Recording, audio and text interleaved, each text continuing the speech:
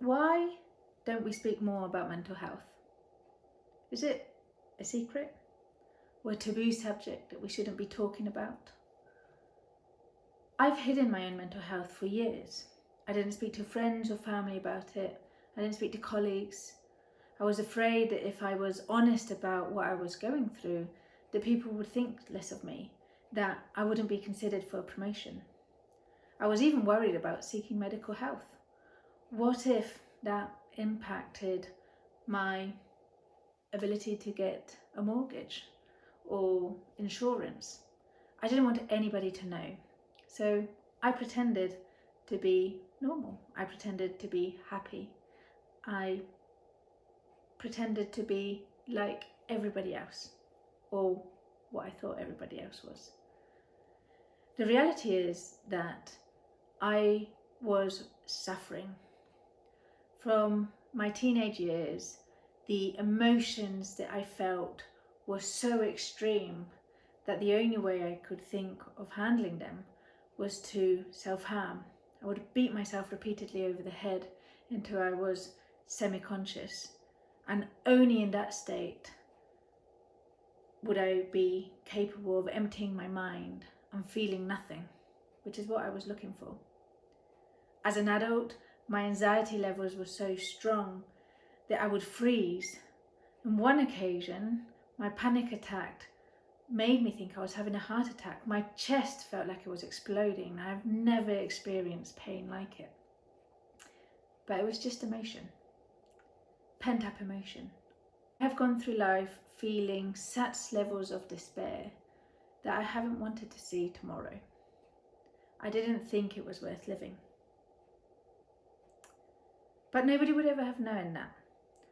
I was a normal kid. I am a normal adult. At school, I was a straight A student. I was good at sport. I had friends. I had a really good riding career. I was well behaved. I didn't rebel. Nobody would ever have thought there was anything wrong in my life. As an adult, I have been hugely successful. I have worked very hard. I've been promoted. I have a nice house. I have a nice husband. I have a cat and a dog. I have friends and we go on parties and we travel. And many people look at my life with envy. But the reality is that through both of these periods, the Bea that people are seeing is not the Bea that is inside me, that scared little child still suffering from her childhood. So why do I feel despair? Why is it not worth living? Well, my list is long. I've got lots of reasons. My parents divorced. I felt unloved. I felt neglected. I suffered childhood abuse. I was different. I grew up in a different country. I was an outsider. I was bullied. My dream of being an Olympic horse rider was shattered when I realised I was never going to be good enough, no matter how hard I worked. When I was 18, my drink got spiked and I was raped. I failed at university. And all of these reasons became an excuse for me. Whenever I wasn't able to achieve something, whenever I behaved badly, whenever I felt depressed, I blamed my childhood. I blamed any one of those events. And don't get me wrong, you don't go through trauma and not suffer the consequences. There's very good reasons why I felt the way I felt. And they're all legitimate. And it is hard, it is very hard. But I was using them as an excuse. I blamed those on my actions today.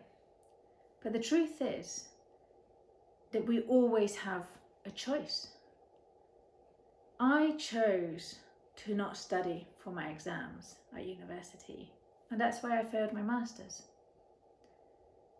Yes, I was going through a very tough time. I was feeling depressed, but I had a choice, and I chose not to study, and then I failed.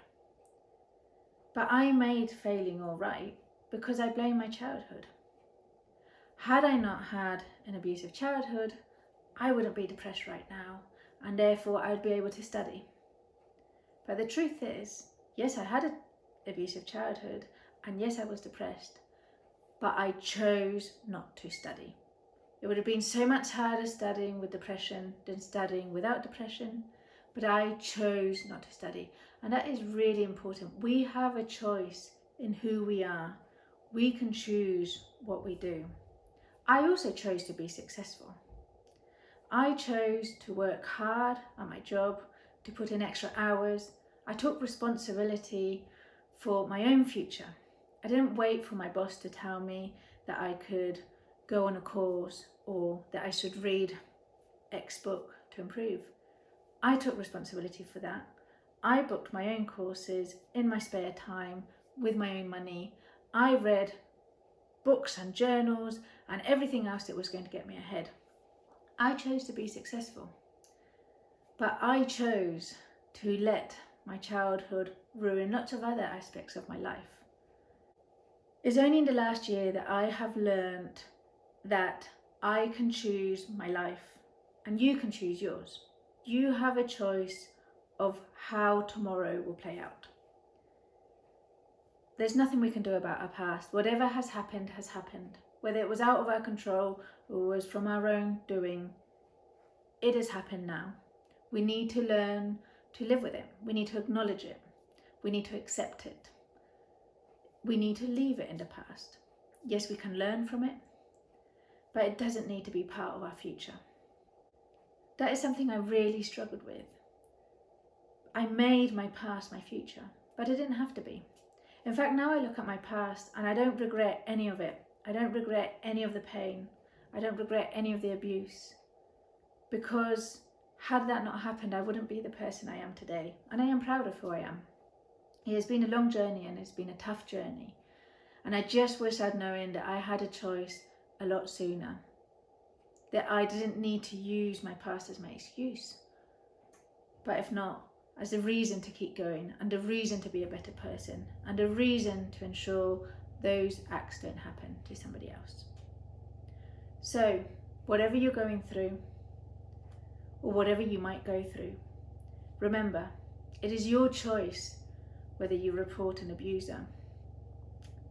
It is your choice whether you seek medical help if you are not feeling well.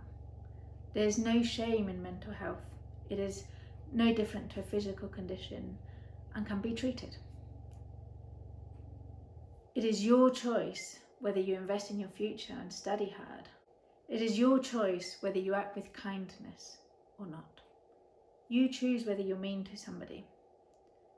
You can choose to be nice to somebody too. So, my question to you, what life are you going to choose to live?